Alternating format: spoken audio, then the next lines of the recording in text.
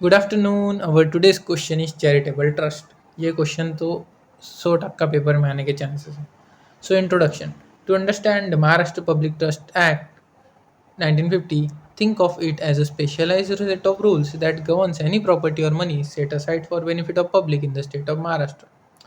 सो Maharashtra public trust act को समझने के लिए उसको एक ऐसा समझो कि वो एक स्पेशलाइज्ड सेट ऑफ रूल्स है कि जो गवर्न करते एनी प्रॉपर्टी और मनी जो कि सेट असाइड है for benefit of public in the state of Maharashtra.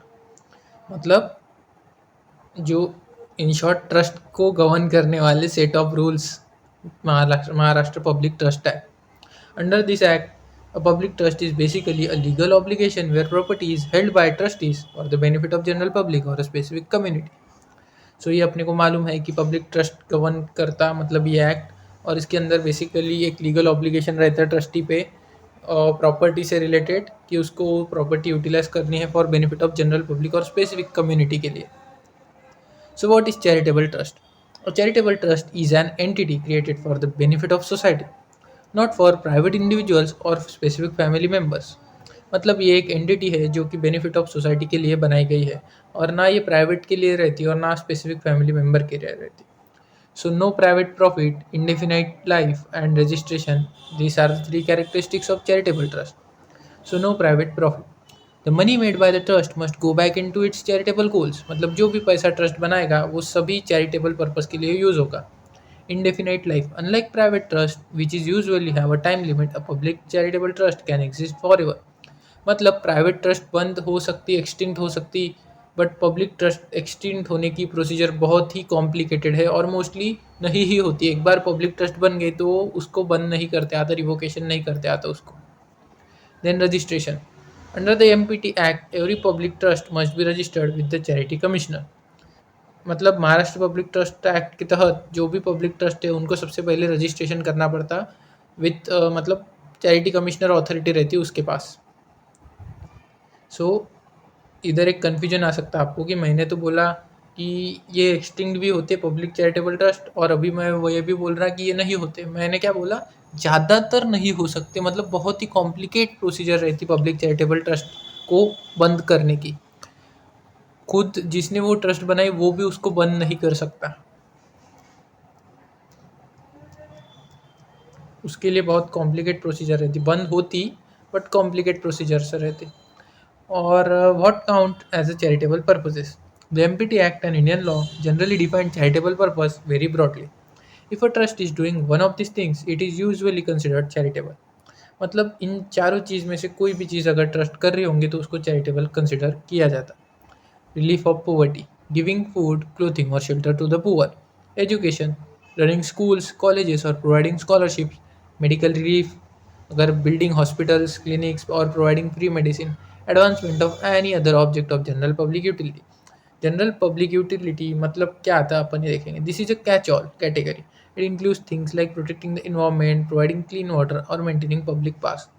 मतलब जो भी सर्वसामान्य पब्लिक, सर्वसाधारण पब्लिक के लिए जो भी फैसिलिटीज़ यूज़ में आती, उसका एडवांसमेंट के लिए अगर किसी ट्रस्ट का ऑब्जेक्ट हो तो वो भी चैरिटेबल पर्पस कंसिडर किया जाता है। जैसे इधर इन्होंने एग्जांपल दिया कि इन्वायरमेंट प्रोटेक्ट करने के लिए कोई ट्रस्ट बनाई, क्लीन वाटर पीने का पानी देने के लिए ट्रस्ट बनाई, या फिर कोई पब्लिक पार्क मेंटेन करने के लिए ट्रस्ट बनाई, तो वो भी चैरिटेबल पर्पस में आते।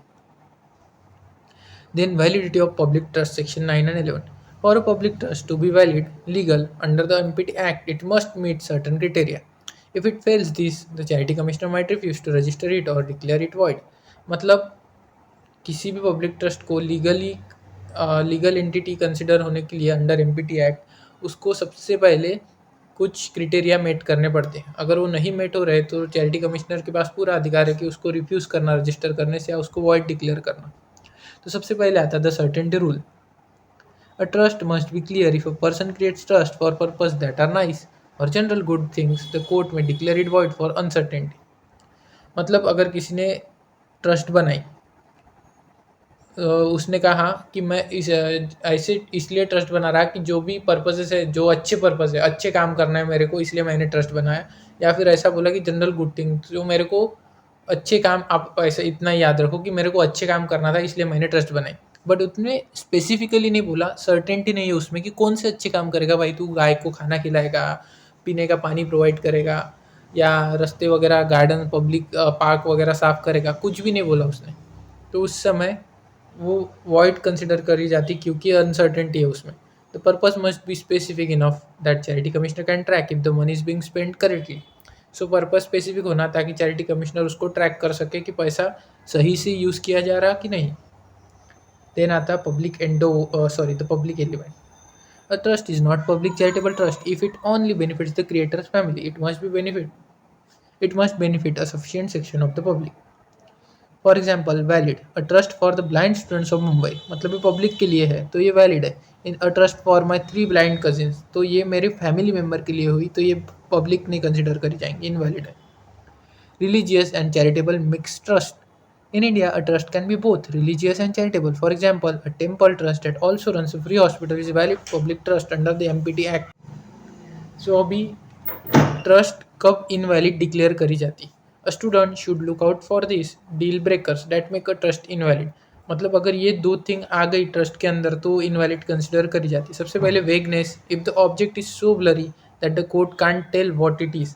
मतलब किसी ने ट्रस्ट बनाई लेकिन उसका ऑब्जेक्ट क्लियर नहीं है, सर्टन नहीं है, वो किसी के समझ में नहीं आ रहा, बस मेरे को अच्छा काम करना था इसलिए मैंने ट्रस्ट बनाई, लेकिन ये कोई बात नहीं हुई, उसने स्पेसिफिकली ऑब्जेक्ट मेंशन करने को होना।